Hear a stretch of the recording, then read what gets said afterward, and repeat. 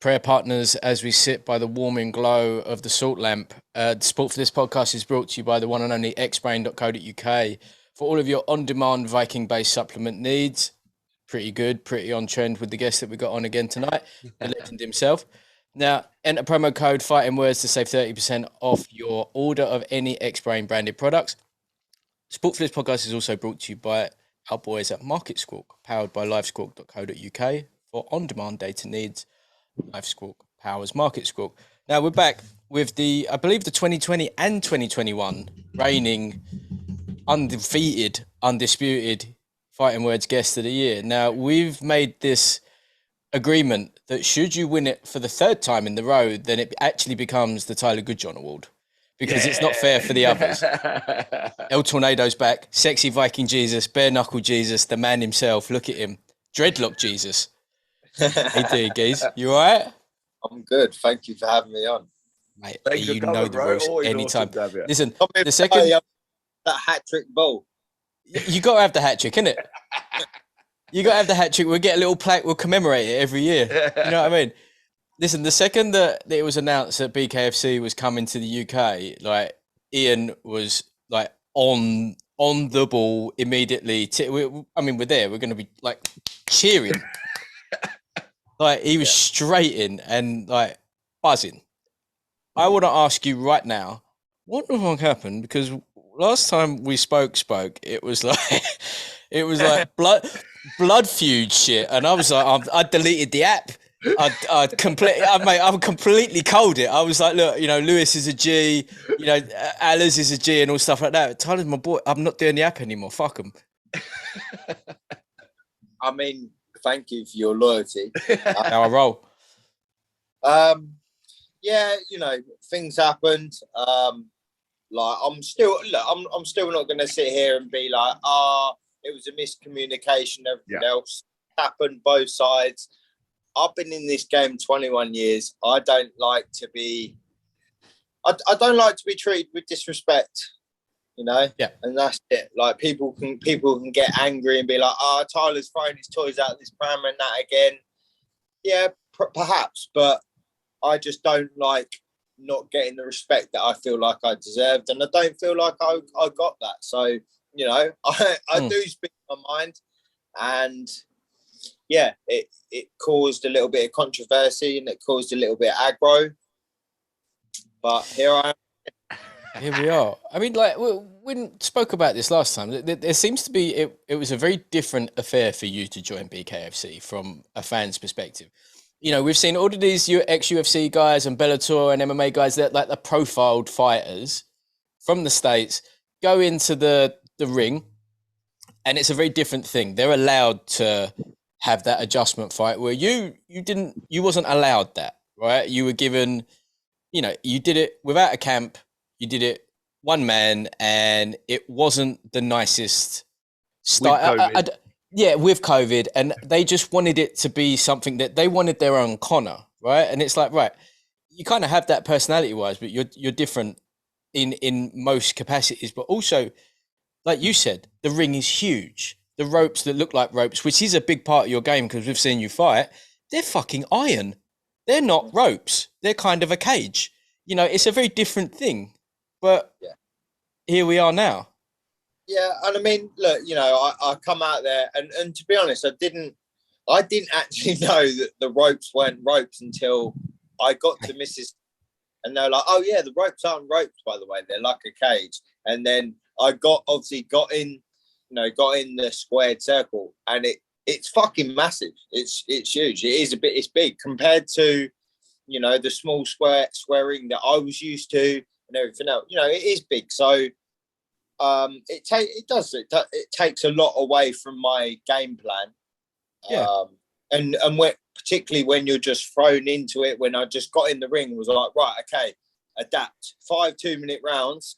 I had COVID 2 weeks before the fight with Felony as well. It literally any worse, but I got in there and I got the win, you know. And then I moved on and obviously done it again against the bare knuckle pound for pound. So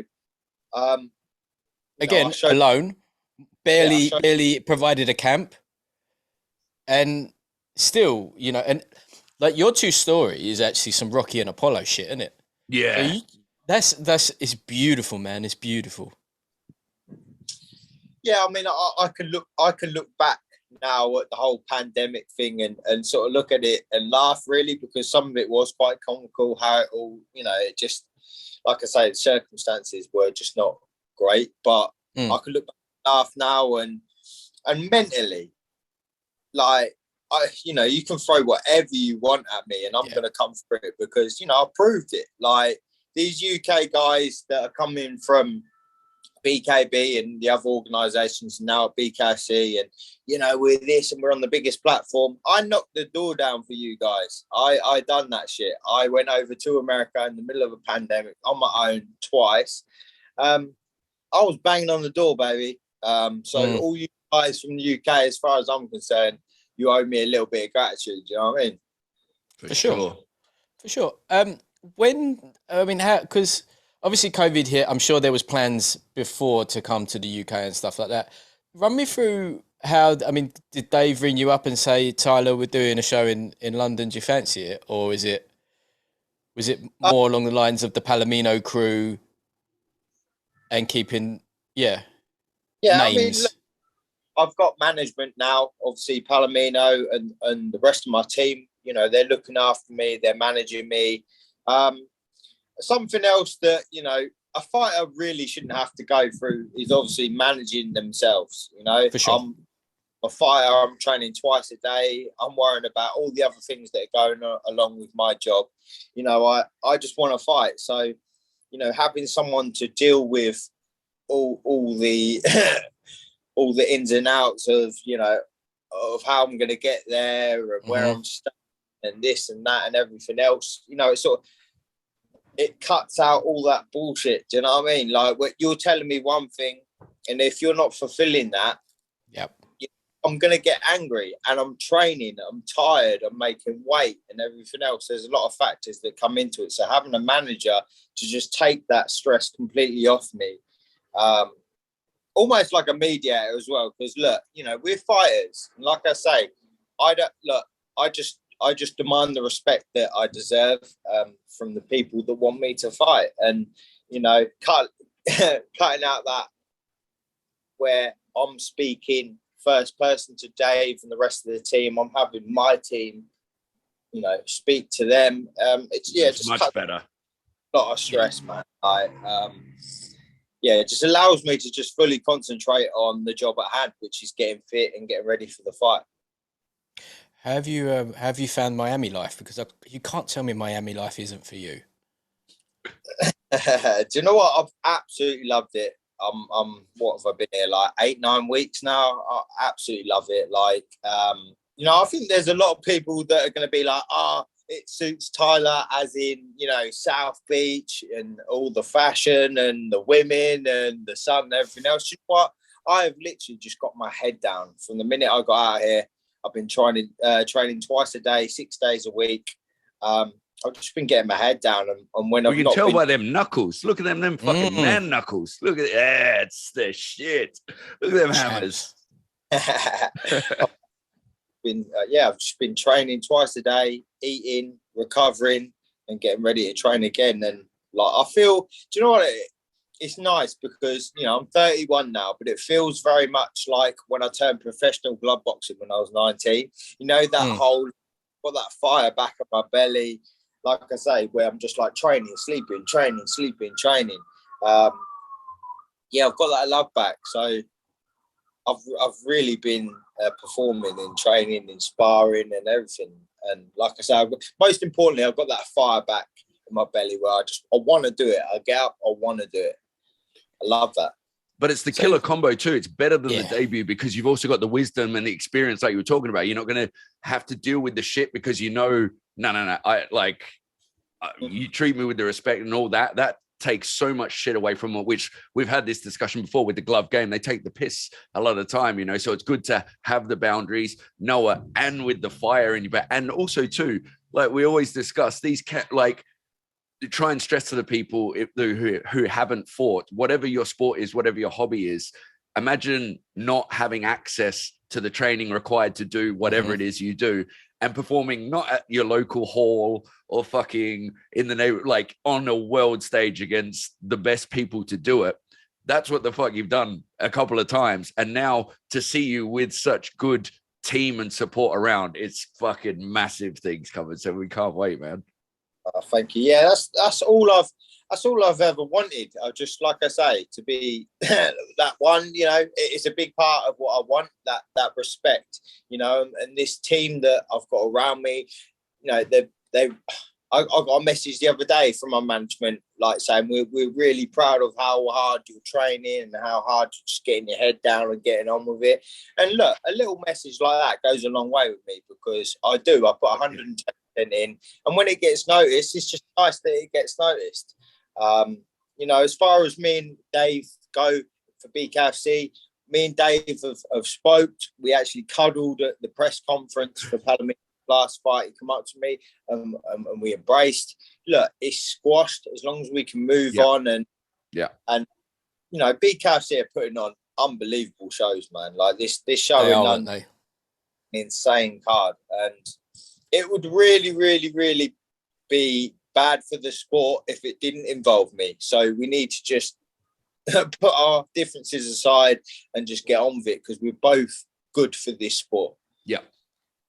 From your very much so insider perspective, because I was really surprised to see Venom Page in it. Like, do you know anything about where that come from, or is it just like Dave just went, "Yeah, let's get involved"?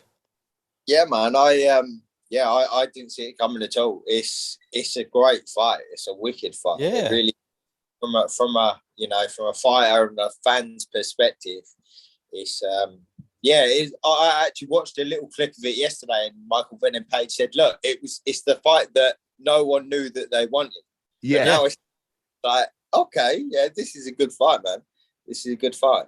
So, the whole card's good, dude. I'm buzzing to be taken to the BKFCs, and like the OVOs. I can't remember. I think it was a couple of months ago. We was actually at the OVO. And we were saying that this is one of the only, you could probably get away with it at the O2, but it's simply like too tall. But like the OVO is one of the only venues in London where you can actually deliver BKFC what they've delivered in the States within like the remit of what they have. It's the perfect venue for it. It really is. And just like, you know, the production, the Americans just smash it with the productions, man. It's an event. It's an event. I've said to loads of people, you know, a lot of my friends and family, I'm like, I remember the first BKFC show that I went to, which was Palomino versus LLLEZZZZ, where I jumped in. I mean, look, it was in the middle of COVID. It was restricted, so there wasn't a full capacity there.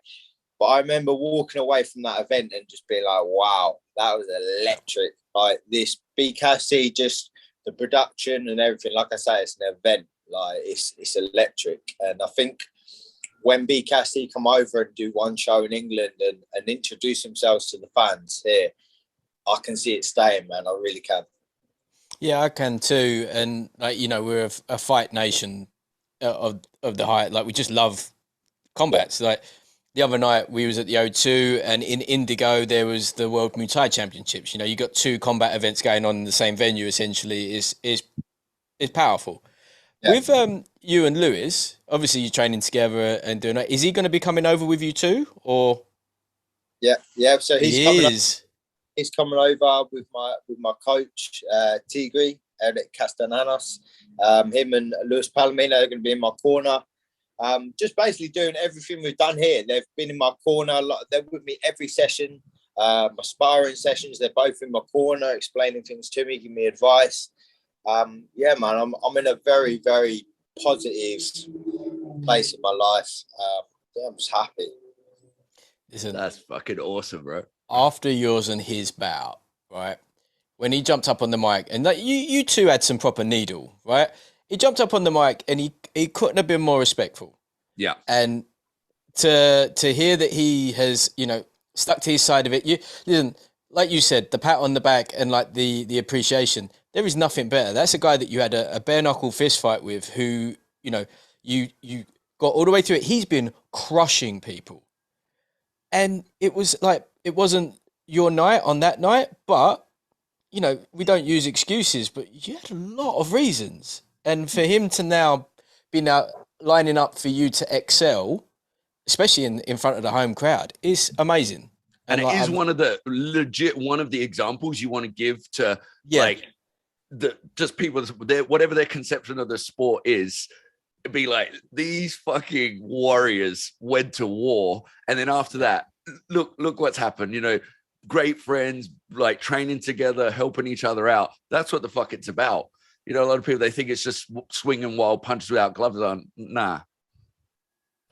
No, it's do you know what? It's just a good story for humanity. Do you know what I mean? It's just a good story. Like I say, two people who, you know, the public, I'm sure, probably perceive us as aggressive, we're bare knuckle fighters. You know, and the thing with Lewis is he can see how much I want it. He could see by me going over there on my own how much I wanted it, and he's just handed me this opportunity, because opportunity is everything in combat sport. It doesn't matter how good you are. Like if you don't get the opportunities, it doesn't matter. You know, I've been in this game 21 years, and I know that firsthand, that opportunity is everything. So, you know, Luis Palomino gave me the golden ticket to say, look, come over here and you know, make something of your life, basically. You know, I was doing my thing, you know, with BKB and bare knuckle and everything else back home, but to be out here now in Miami, training day in, day out, yeah, man, he's just handed me the golden ticket as far as I'm concerned. I mean, even on our pods, you can see, because you were saying before the lead up, that was the dream. And then, you know, it was just like a lot of souring with all that sort of stuff. To see it come full circle and you're able to do that again is fucking beautiful. Yeah, man. Like I say, it's just a really good story for humanity. There's good people out there, man. Really good people. Lewis is a very selfless guy. Like I say, he just wants to hand another fighter. He's seen that, you know, the troubles and the experience I've gone through, and he just wants to hand me an opportunity in life. And you know, what can I say? I think it was a story or a post that you put up a little while ago. Like you said that you've, you know, lost 2 businesses, you've had personal problems, you've had opportunities yanked away from you, you've had opportunities where it has been literally loaded up against you. And like you said at the beginning, you're mentally, like, it's just fucking hardened within it. I don't think you could get more hardened, really, can it? Let's be honest. Whatever can happen has happened. Whatever, you know, disaster is there to be had has been had. Sounds like there's another documentary on the line. Let's be honest. Yeah, I mean, it would be an absolute travesty if there wasn't another documentary made. I mean, you know, just even through me and Lewis have been speaking, and people are interested in, obviously, the whole story, us two now training together. I mean, there's talk of him now, obviously, going to his homeland and putting a massive show on in Peru, defending his titles. You know, it's like a movie, man. It is. It really is. It's you know, it's the Rocky and Apollo thing. You know, who do you think would play me in that movie, though? Yeah. Statham. We're going for the Jason Statham look. Go for Statham. Yeah. Statham. I could do Statham. It's not a bad vibe. Plays me.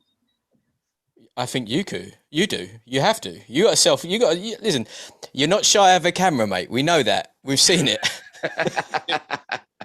Jason Momoa, but you're going to just have to take like a real step back. So he just looks a little bit smaller. Just ever so slightly, and maybe we'll you know, maybe leave him out of the sun for a little while, because I think he's quite a dark gentleman as well. Like with the London card, when do you come back to? When are you actually landing? So I'm coming back on the 8th of August. So what's that, like 12 days out? Yeah.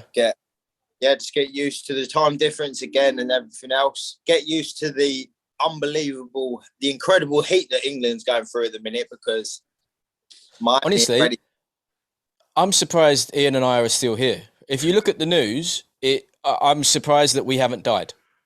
The amount of shit that is going on all of them, hellfire, living in an oven, all this stuff. It's 40 degrees. Come on. Yeah. We've all been on holiday. I know, exactly, isn't it? It's like people are like, oh my God, I can't believe it's 40 degrees. Like, yeah, but you've been on holiday before. It's not like you've ever been in this heat. Also, it's like, rewind a week ago, you were literally bitching how you wanted to go on a holiday. Now you've got the holiday here. Shut the fuck up and just enjoy it. Spain goes to 40 on the regs. Balearics on the regs. Canaries regs. Morocco.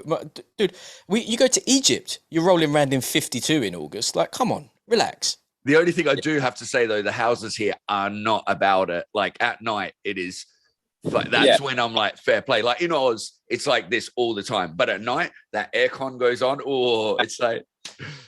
I will, I mean, my girlfriend's obviously, she went back about 3 weeks ago from Miami, and she's obviously keep me up to date with how hot it is. And I said the same thing. I said, look, you know, I just can't sleep without that aircon, man. That like at night, that's horrendous. So I can see where people are coming from like that. But enjoy it, because we don't often have a summer. I mean, last year, did we have much for a summer? So no, it was gash. Yeah. It was complete and utter clunge last year, wasn't it? Yeah. It was proper shit. What? So after this bout, well, obviously it's fucking no brainer, isn't it? This is a foregone conclusion as far as I'm concerned. What's the plans? What's in the dream? What's the path? So I'm just going to carry on with this great path that I'm on. You know, I'm just going to so my petition has been put in for my 3-year work visa in Miami. So yes. I'm going to fight. I'm going to stay a few weeks. I perhaps have to have like my interview at the British Embassy, get all that done, and then I'm straight back at it. I just want to keep learning. I want to keep learning, keep improving. And like I say, like this is the place to be. I'm around such positive people. You know, it's just not working out here. Do you know what I mean? And everything else, but you know, I've not got that same like, oh, I've got to train again today. I'm looking forward to it, and like I say, I'm just learning, man. I'm learning so much out here. What do you think it is with the coaching that Lewis has brought in and stuff like that that's just geared them up to bare knuckles so effectively? I mean, like, shout out to my coach, Eric El Tigre Castaneros. I mean, the guy's 5-time world kickboxing champion. He had 250 amateur fights. He had 45 professional kickboxing matches, 144. Knocked the guy out that he lost to. He's just, you know what? He's just passionate. I mean, he's a Cuban guy who actually doesn't know like great English, and obviously I don't know great Spanish, so it's quite amusing at times how we sort of, but I just get it, and he shows me something, I just get it, like and he's just so passionate. He's there, like even when you're on the bag, he's got like a punch counter, and he's just there watching. And I just love that. It goes a long way, man, that passionate, wanting his fighters to do well.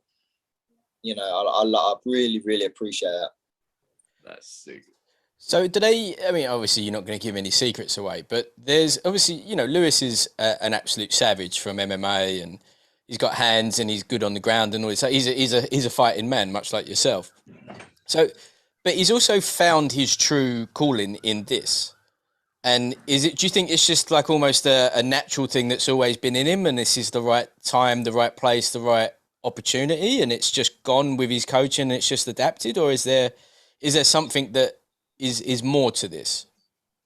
Yeah, I think it's, you know, when you look at both of our careers, they're quite sort of similar in the ways that, you know, we've beat a lot of good people, fought a lot of good people. I know that, you know, I've had chats with Lewis about, you know, UFC and, you know, obviously fought Gagey, Masvidal and people like that. And, you know, again, like I said earlier, it just comes down to opportunity, you know, and in MMA, you know, he didn't get the opportunities to go to UFC, beat all these good people, but, you know, his face didn't fit. He had injuries, he had bad knee injuries and everything else. And, you know, it sort of guided him the path of bare knuckle. But there's one thing about Lewis Baboon Palomino. It's just he's a very, like, strong-minded, very strong, you know, like, and it's been great just, like, spending time with him and hearing his experiences. Do you know what I mean? And the mistakes made and everything else. He's totally on top of his game with his nutrition, his recovery, and everything. And you know, that's perhaps something that, you know, the recovery side of things. I've just been one of them people who just keeps training. I'll train myself into the ground. Do you know what I mean? But there's science to this, and Lewis has shown me that you know, there's complete science. You've got to be able to recover to be able to train better every day. You can't just push through that wall and expect that you're just going to get through it every day. So yeah, it's just, you know, knowledge is power, isn't it? And fact.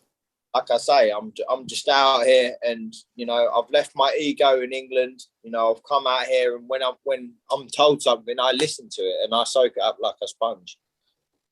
Do you think it's just much more accessible in Miami? Like, you obviously recovery, you're gonna have cryo, you're gonna have physios, massage, chiros, the whole lot. And I know the States is massive on it. Is it just way more convenient, way more? Miami, there's such a huge thing with anti-aging, recovery, anti-aging. Look, everyone in Miami wants to look good forever. They want to feel good forever.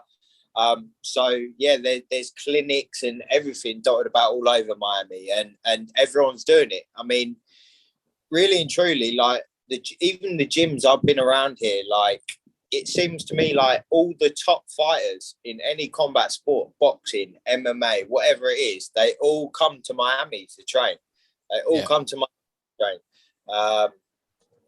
So, you know, the facilities to train itself is just unbelievable. But also, you've got all these recovery places that a lot of them are actually in the gyms as well. So they've got like a boxing gym. At the other side, they've got like a whole recovery clinic and everything after training, you know. And back home in England, you know that, you know, there aren't many gyms that are doing that. No. And if they are, they're an Equinox or a Third Space, and it's 360 quid a month plus everything else is extra on top of it, and you're just like, mate, what's going on? You know what I mean? What do you know about James Lilly? So no, obviously James Lilly, he fought for BKB, which fought for. So we've sort of been on each other's radar a little bit, you know, over the years. I've watched him, you know, he's fought some good people. Yeah, just like solid all round. He's a good fighter, all round good fighter, but nothing special. And I'm special, and I'm gonna smash him to pieces. I really am. And that's nothing against him. Like I say, he's a good fighter. I haven't really got anything against him personally, but he's in my way, and I'm gonna fucking hurt him. That's what I want to hear. Now, after this this amazing evening, obviously we have to get a selfie with you. Obviously, that's just, you know what I mean. If you want, Streets has offered to beatbox while I sing you into the ring if you're a little bit short on intro music. But I've got my girl sister. She does her own music and everything. She's actually going to be leading me in, walking me in. Yeah, it's going to be a big intro, man. It's sick. It's really good. So yeah, another thing to look forward to that night, you know. Yeah, I don't feel as loved as I thought I was going to be then from that offer, but that's fine. That's all good.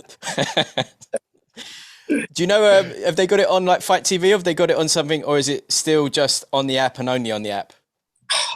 I would imagine it's just on the BKFC app, which I understand the last show was pretty shocking. Everyone was trying to watch the Palomino fight and it was just glitching out every 2 seconds. So hopefully they need to sort. Well, I mean, they need to sort it out, or you need to come watch it live. I mean, you should come watch it live, really, because once you come to one BKFC show, you're going to come again and again and again. I'm fascinated to see what the crowd's like, because the one BKB that we went to where we saw you for the first time, it's very rare for me to feel of a superior class, but I did, but I 100% did, and I'm you know, I'm not ego driven enough, but I will admit it. I was a better class of human being than a lot of those people. So I'm wondering what it's going to be like at the OVO. There was a lot of gold chains and a lot of missing. You know what? It was straight hair and curly teeth in that crowd. Yeah. It really was. Yeah, there's a lot of gold chains, a lot of wife beater vests. Yeah. Yeah. You know, we can only hope for better class. I mean, it doesn't need to be a better class. It just needs to be fun. Right? But yeah, you know, it's what it is at the end of the day. It's bare knuckle fighting. It's people getting knocked out, a lot of blood getting spilled. I suppose it takes an acquired taste to like that.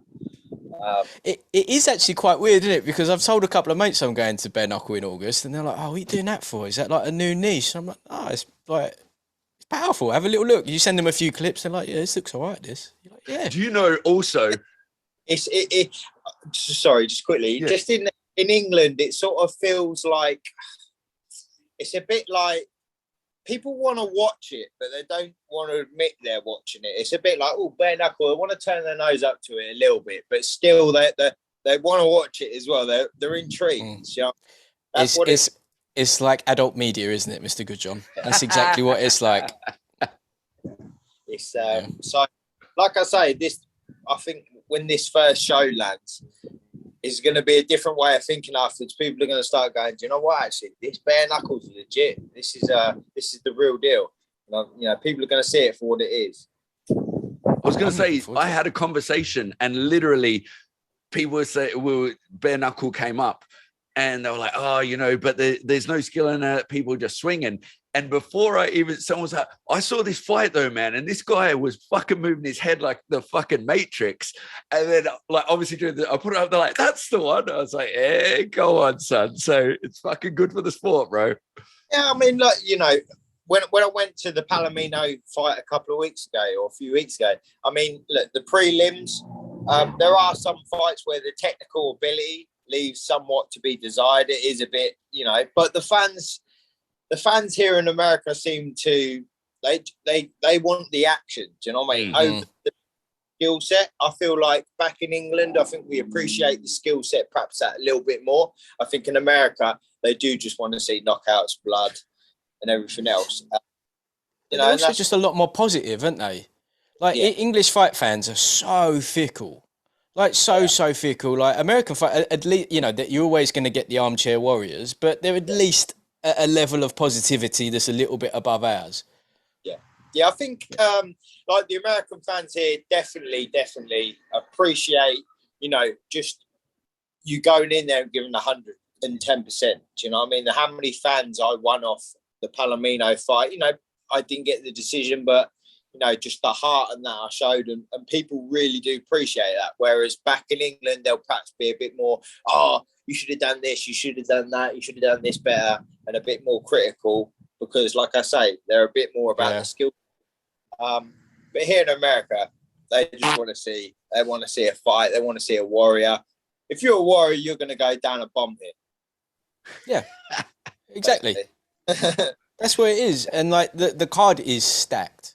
From what I've seen so far, main event epic. You're epic. You know, you got Boswick on there as well, aren't you? And I messaged Kev and I said, "Are you actually going to come over as well?" And he's like, "Is he coming?" No, obviously not. You know, he's got a rule, hasn't he? He will drive 15 hours, but he won't get on a plane. Yeah. So the brutal ones, Sands without Kevin in his corner, but hey, that's whatever. No, it's it's an amazing show. You know, like Conor Tierney, Joe Elmore, that's a good fight. That's a great fight, to be fair. Boswick, Fishgold, you know, Fishgold's an ex-UFC fighter. Mick Terrell, Sam Shoemaker. Yeah, man, the whole card's it's packed, to be fair. It's probably the best show that BKFC have actually put on. Yeah. When you look at the fights and, you know, they're 50-50 fights. You know, they're not 60-40 or 70-30. They're genuine 50-50 fights, man. I have to admit, when it flashed up that they're coming to London, there was a part of me, because I was too young and you weren't even in the UK, and you probably weren't even born, to be fair. When the first UFC was at the Albert Hall, right, it had that feel to it, because that was a fucking brilliant card as well, and that had a load of like magical stories around it. You got like Tito getting banged out on the slide down a pub and stuff like that. Lee Murray. Yeah, shout out Lee Murray. But it's kind of got that feel to it, and not obviously it's a completely different sport, but it's a new sport and it's here for the first time, and you can just only see it getting better and bigger. And feel a little bit sorry for BKB, but this is what happens, isn't it? Yeah, I mean, look, you know, competition is healthy. Like bare knuckle is the biggest sport on the planet right now, growing. Do you know what I mean? And I sort of feel like with BKB, like especially when I was there, I was calling for big fights. I actually called for the Ishe Smith fight. There was a few other fights. Artem Lobov, Jason Knight. You know, there was, you know, big name guys that we were going to bring over and try and take the sport to the next level, but they just didn't want to do it. They didn't want to put the money behind it. They didn't want to put the money behind the production and everything else. And BKFC are willing to do that at the end of the day. Proof's in the pudding. You know, you got Mike Perry versus Michael Venom Page at Wembley Arena. BKB ain't doing that. They've got fucking Weenie versus Ricardo Franco 5. Tony Lafferty versus George 8. Yeah. You know, it's retro, isn't it? Yeah. At the end of the day, you get what you paid for. You know, they didn't want to put the money in and try and take the sport to the next level. So, fuck them. Perfect. How much involvement have Triller got with it now? So I don't know too much about it, to tell you the truth. I don't think many people know too much about Triller, other than you know what I mean. It's just like, what's going on? Yeah, it just seems like a title, doesn't it? Triller. Whoa, okay, what does that mean? Like, no, I'm not sure they know half the time. Nah. I mean, like I say, I'm just out here getting my head down, training, and what they're doing is what they're doing. But you know, it does look like it's going in the right way. These mega fights are happening. At the end of the day, that's the most important thing. I think the thing that is killing boxing in particular is the fact that, you know, these fights that everyone want to see just won't happen because the promoters are too greedy and they want to take most of the share, and it's just bullshit. Like it's really sad because I really fell out of love with boxing, and you know, that was my first love as a 10-year-old. That was my first love. There, once upon a time, there wasn't a fight in the world that happened that I didn't know about. And now people are like, oh, did you watch so-and-so fight for the British title last week? And I'm like, I don't even know who he is. And that's sad because, I've just lost love of it. It's a bit too much of a pantomime now. Yeah, but it's understandable with the experience you had. And like, you know, karma's a bitch. And it at the minute, it looks like someone that has changed British boxing, which is Mr. Hearn, is kind of having a taste of his own medicine by, you know, you can't go up against a titan like Sky and expect to walk away unscathed. But are you still completely like not paying attention to it, or does stuff break through? Or I mean, when was the last fight that I watched? I honestly can't even remember the last boxing match that I watched. Probably I can't. Really? I honestly can't. And Rob, like, it's honestly, it's disappointing because I used to watch boxing. Yeah. That's all I watched. But I think once you're in the sport and you're in the business, and I was in it for 7-8 years, and I just, you know, I just found out bits of it that I really didn't like, and now like I watch shows, and I don't know, man. It's sad. It is sad. It is, isn't it? But it's broke your heart a little bit by the sounds of it, and it has. Because, like I say, it was, you know, that's, you know, I fell in love with boxing. That's the reason why I'm here. You know, I put everything into it, but man, it's a bit too much of a pan. Even on like the world level now, there's just too many belts, too much bullshit, too much this, too much that, and then the fact, you know, I think probably what's killed it more than anything, and again, everyone can have their opinion on it, is the whole Jake Paul, Logan Paul, fucking John Paul out of Hollyoaks or whatever his name is. Fucking, you know, they've just come along into a sport that I love and have dedicated every minute of every day to, and they're just caking it off, mate, fighting like retired wrestler MMA fighters, and it's just like, you know, and I've had this argument with a lot of people, and they're like, "Oh, you shouldn't be feeling like that. You should be like this. They're making money and everything else." I'm like, yeah, okay. I don't begrudge any fighter making money, but when you're an actual fighter, you don't just come over from YouTube. I've got nothing against you doing amateur boxing, white collar boxing, whatever you want to call it, but just like, don't be having world champions defending their titles on your undercard of like a fucking 6-rounder. It just takes the piss, mate. Yeah, I think that was a way for them to try and get eyes onto the fighter, and it backfired. I mean, like, listen, you got KSI against some geezer called, what is it, Alex Wasabi. I don't know what Alex Wasabi is or who he is, and that's on a pay-per-view. You're like, I know of KSI, I know, you know what I mean? But then it's all going down that route. You got the fucking Ben Eubanks kids fighting. What have they got? What have they got to be aggy about? Yeah, you know, they're not their dads. It seems like a cash out. I'm not actually about that fight. And bro, did you even know these fucking influencer things? There's a belt system now based on where their following is. So the world influencer title is for people that have a global following, and the international is if they have a following in that. It's fucking madness what's going on. The maddest thing is, like, you know, and you've got this Logan Paul and all that doing their thing like that, and they've got all kids subscribing to watch them fight in a 6-rounder. And then people like me who are doing what I've done, which, you know, I generally think what I've done is an incredible feat. You know, I went out twice, quarantined twice, all on my own, and you know, I don't get spoke about, but yet these Jake Paul, Logan Paul, and all these guys are getting screamed about from the hilltops, and it's like, I don't know, man. But it's social media at the end of the day. But it's this is it, and this is what, you know, BKFC and a lot of fighters need to do. But it's not as easy as just saying, "Oh, just do this."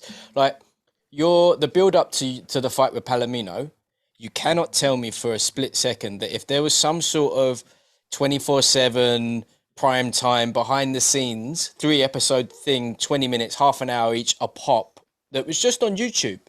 Even if you just had like someone to make it, but it comes at a cost, it comes at time, it comes at all manner of stuff, right? But that's the sort of stuff that would have blown you personally to another stratosphere, because it would have been like, have you seen the state of this fucking gym that he's got to train in? It's not got a roof. It was just like the first day I took to training in Dominican. You see the videos with the fucking water coming through the roof, the ring with the hole in the middle. I've ended up sparring 4 lads out of a ring made of people with a guy who's calling the end of the round with a fucking football whistle. And no one can speak any English. So I'm just there like, right, okay, and they're all shouting in Spanish and all that, and I'm going in. The whistle's gone for the first round. Guys coming in trying to fucking take my head off with massive shots because all his friends are shouting in Spanish, la, la, la, and all that. I've just weathered the storm, and then the next round he's slowed up, and I just if someone had been there to film that, that's just like, you know, it was mad. Like I say, not one person knew one word of English there. If I'd got cracked with a massive shot and gone over, do you think anyone would have helped me? Yeah. No.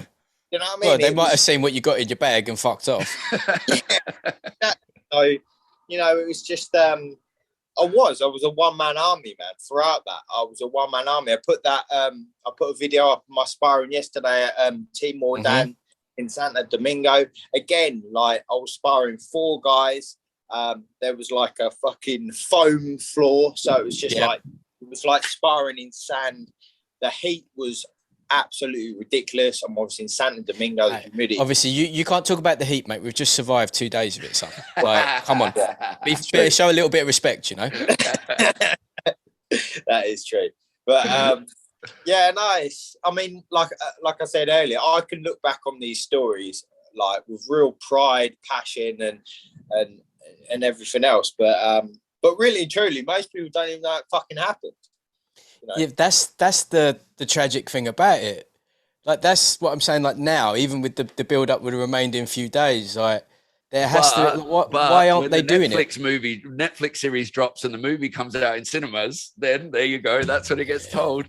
The biopic, mate. The biopic, like, I had an amateur career, I had a whole professional glove career, had a bare knuckle career. Like, it's, yeah, man. It's, I don't other care. Careers in between. Yeah. A few other careers in between. I don't care what anyone says, mate. If there's not a biopic made of my life, there is no fucking justice in this world, because I've had to stand up to some shit to get where I want to. And look, I want it to be an inspiration to other people. I know it is an inspiration. Yeah.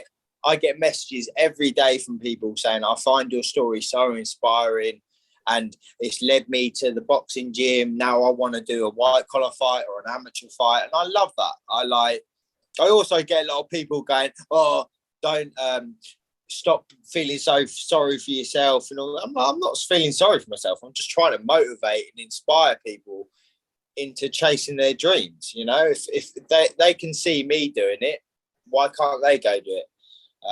Are you still clapping back on people on socials, or have you become a soldier of Christ and just let it go now? Yeah, I mean, to be fair, I don't get a lot of shit anymore, and if nice. I do, it's sort of like, it's just like, it's so weak. It just, I don't put nothing back. Like, what's the point? Like, it'll be like, oh, you're gonna get knocked out, you're not tough, or something like that. And just, thanks, mate. Cheers, geez. Yeah. You're not as hard as you think you are, or something. It's just like, right. Okay, mate, but you are, yeah? All right. Breathing out for attention, like, please answer me back, please. Like, nah, I'm done with all that shit, man. As you should be. There's just no time for it anymore. To be honest, I honestly can't really see what anyone can actually say to me, because no one's done what I've done. No one's got the bollocks that I've got. So, like, you know, you can criticize me, but you haven't. You would last 5 minutes in my shoes. Yeah. So it does. It's irrelevant. I mean, but Tyler, look, you want to talk about bollocks? I mean, today I got into the office at 9:15, and I had to fix a couple of laptops, and someone also seemed pretty upset that they couldn't log into something. So, like, we're the same. Was that all in 40-degree heat with no aircon? Yeah. No, it's aircon, mate. I work for a brokerage. There's aircon. Come on now. Booze, listen, booze. Proper booze. They pay for your lunch and everything at this place. You know what I mean? Like, I'm not quite on your level, but we're not too far apart. Okay. Yeah. Guys, I think we'll wrap that there, because I would like if we could have something maybe on fight week if you're not too stressed. Yeah, man. Yeah, 100%. I'll be back in England by then. Look how much I'm sweating. I just like the mate. He's not bothered about 40. It's Miami. It's a tropical swamp. It's so humid here. Like, the air's just like thick. I must but the first couple of weeks of like training here, I must admit, I did, like, because I come out here, I literally booked my flight on the Tuesday night and come out on the Wednesday, and then was straight into Palomino's training camp. So it was like, there was no easing in.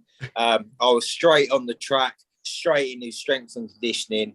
Fucking hell, man. And like I say, mixed in with this humidity and heat, it really took a good 2 or 3 weeks to get used to it, man. I fucking bet. But like, now I'm sweet with it now. I mean, I've been sparring at a really, really cool gym called Boxer, down in Miami. I've been doing a lot of rounds down there, and it's a brand new gym. It's the most unbelievable gym you've ever seen. Right, it's got Ferraris parked in the lobby. I saw that. It's unbelievable, but they still haven't put an AC in that place, right? And the heat. I mean, I've been doing like 6 3-minute rounds in this heat, right? It's like a big old warehouse. Yeah. And I've been like literally running out of the ring after my 6 threes, jumping straight into a freezing cold shower for like 5-10 minutes, just sitting there, getting out, and then I'm just perspirated, just sweat everywhere. So yeah, it's when I come back to England, if we're not, mate, you're going to be in a hat, scarf, and a coat. You're going to be like a young Nigerian lad. But yeah, it did take some getting used to, man. But I'm all good now. I'm happy. Just getting up, training in the sun, getting that vitamin D every day. That's what's up. And anyone listening, if you haven't got your ticket yet, what the fuck are you doing? Get your ticket and get down there. What the fuck are you doing? Because seriously, I know that people are going to leave this until like a week, 2 weeks before, like they always do, and they're going to go, "Oh, Tyler, how many tickets you got left?" And I'm telling you now, this show is going to be insane. It's a really, really stacked show from top to bottom, and I don't want to be the person to tell you that there's no tickets left, because this is... No, you're past that now. This is a management's problem. Yeah. Right?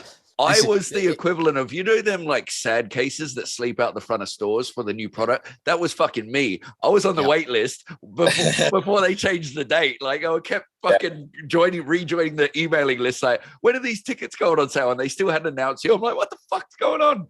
But all is good.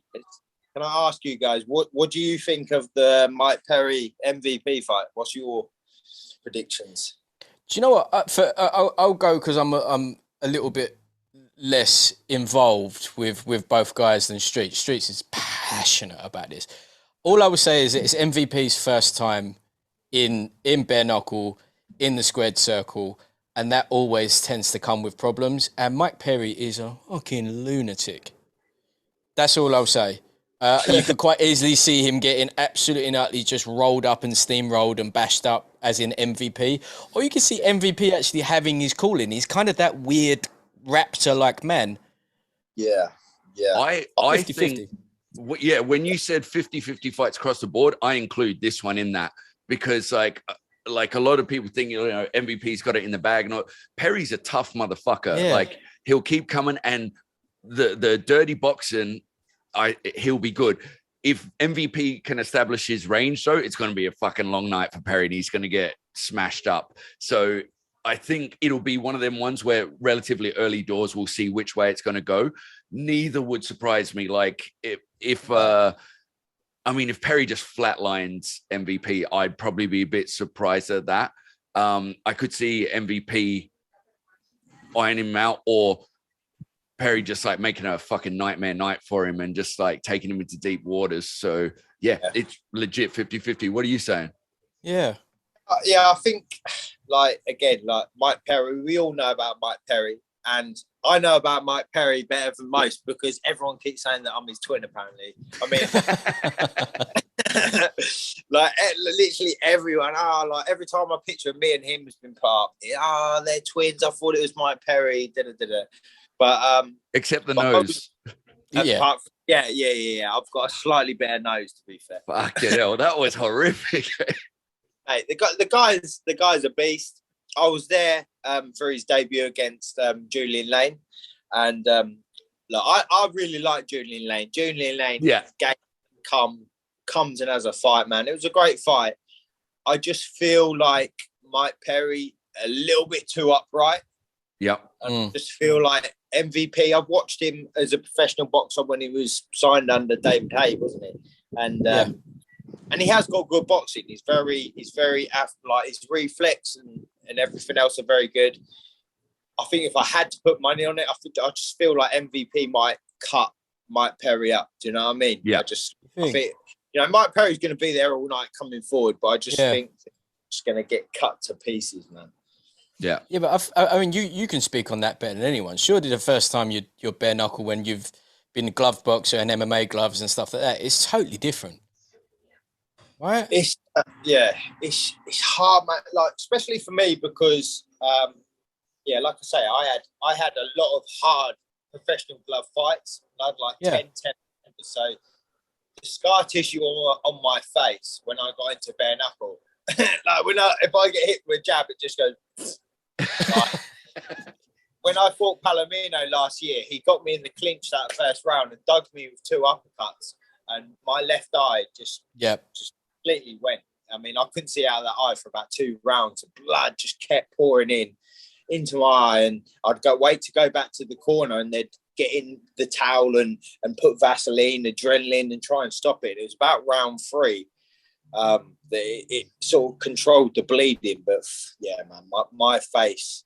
I mean, I'm lucky that I think the referees know that, right, Tyler Goodjohn, he marks up, he gets cut. He's all right with it. Because when they do, I had like Dan Bergliata, he come over, obviously, the Palomino fight, and he was, you know, about the eye. And I was like, it's right, it's cool, it's fine. In my corner's like, it's cool, it's fine. I'm so used to it. It doesn't, you know, it doesn't throw me, which is a good thing, because you do see a lot of fighters, they see their own blood and they start to worry, they start to really get erratic, and it just throws them a fuck, man. But yeah, that's one thing I will say it doesn't with me, and probably doesn't with Mike Perry. I mean, he's just spitting blood constantly. He's like a warlord, isn't he? He just, I mean, he just makes videos spitting blood. Frankie, what's that name? Just spitting blood and being a badass. And, you know, BKFC love that, don't they? Where they can put them little clips up of him just. Yeah. The slow-mo spray is like the calling card of BKFC, isn't it now? Yeah, I mean, that's the best video ever. That's what you want to see. Oh, shit, this guy really doesn't give a fuck about getting smashed. Really I mean, to be fair, that Joe Elmore's like that as well. Yeah. I mean, look, I like to think that I am, you know. Of course you are, bro. Jesus Christ. I was just wipe the blood out of my face and crack on. You're like, the one thing about being a bare knuckle fighter is, more than anything, you have to be poker faced in there. If you're hurt, if you're cut, you cannot show that, because if you show you're hurt in there, you're going to get fucking steamrolled. So the most important thing with bare knuckle, in my opinion, is being poker faced. Yep. That is one thing. Luis's skin seems to be made of fucking... Yeah. Jesus Christ. He's got that Canelo skin, isn't he? Fucking hell. The geezer just like doesn't cut. So what's going on there? I've got fucking tissue paper face. Yeah, it's I mean, you know, like I say, a lot of my cuts come from, like, when I used to make 140 pounds when I was a professional boxer. Dehydrated like, as fuck. I'd get in the ring and I'd look so skeletal. That like my face would just tear like paper. But it's so good, like you said, that they know that it's not a thing, because, you know, the amount of times you see, like, I'm trying to think, I think it wasn't Lawler, it was Cowboy Cerrone, like he blew his and his eye puffed up, and like obviously that's up, but you know, for him, he's like, this is nothing, I'm fine, I'm good to go. But so they know with you, like, he's fine. And like, you've seen fights get stopped too early, and the guy's been all right, and nobody wants that, not after training 12 weeks for a fight. And I can take a bit of a beating. I'll be the first one to admit that. So I'm happy, man. Let it go. Fuck yeah. Guys, August 20th, BKFC app, OVO, was it on Axis as well? Like, get your tickets on Axis. We're going to have Tyler back on fight week, depending on how he feels. We're very, very conscious of that. Worst comes to worst, we'll see you on Fight Night, mate. No, man, I'll be sweet. I'll be excited come fight week. I'll be gassed to be talking shit. Yeah, look, looking forward to it, guys. Fight week's the best bit, when you've done all the hard work, and now you can just enjoy. You know, you can the fruits of your labour, man. You can just enjoy the war. Yeah, like all the press conference, the weigh-in, just the build-up. Do you know what I mean? Like, for me, I've had a year out now, and I've just missed it all. Like, I've missed it all. Shit, we should try and go to the press conference. Oh yeah, for sure. Yeah, fuck yeah. Yeah, we could, if we wanted to, we could do a little something there after the press conference or whatever. Chat to, because Palomino's going to be there. Obviously, Tigre, my coach. Do you know what? There's a lot of people coming from Miami. Actually, there's quite a few people coming, man. I made some good friends out here, and they're really backing me and flying over to come support me. Mate, to hear the difference between the last time we spoke to you, obviously I DM'd a little bit and stuff like that to check up on you and stuff, but the difference between last time and now is night just and day. Visibly it's, too. It's, like, it's so nice to see it, honestly. Good. Like, yeah, man. Let's really go. I'm just doing what I love. I'm away from a lot of distractions as well. Like I had a lot going on in the last year with businesses closing, and you know, I've had trouble with my kids in the past. Yep. I just had and to be honest, the same for everyone. Just the pandemic in general, it fucked a lot. It rocked a lot of people's lives. And although I got on with it and I managed to have 2 fights, I had a lot going on in the background in my personal life. And now I can just get away here, train twice a day. All I got to worry about is sleeping, eating, and just recovering, ready for the next session. And mate, like this is what I love. So if I'm not happy doing this, I'm not going to be happy doing anything. Really, truly. Mate, we'll see you in a couple of weeks, mate. Thank you so much for joining us as always. Oh, thank you.